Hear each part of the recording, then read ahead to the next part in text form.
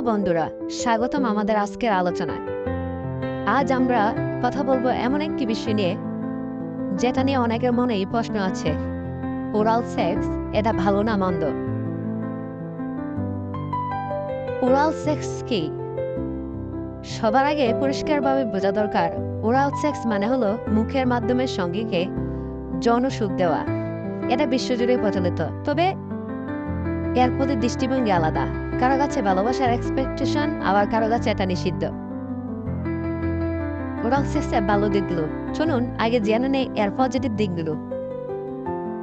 প্রথমত, অনেক দম্পতির জন্য এটা সম্পর্কের মধ্যে নতুনত্ব আর উত্তেজনা নিয়ে আসে। দ্বিতীয়ত, শারীরিক ঘনিষ্ঠতা এই ধরনটা সঙ্গীদের মধ্যে বিশ্বাস আর বোঝাপড়া বাড়াতে পারে। আর হ্যাঁ, অনেকের জন্য এটা সম্পূর্ণ নিরাপদ যদি সঠিক সতর্কতা নেওয়া যায়। এবার জানবো মন্দ দিকগুলো।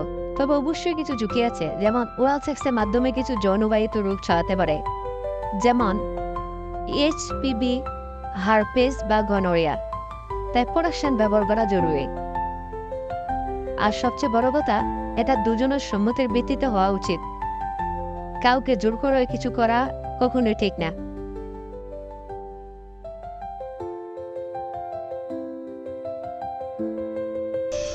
দুর্বৃহ সামাজিক দৃষ্টিভঙ্গি।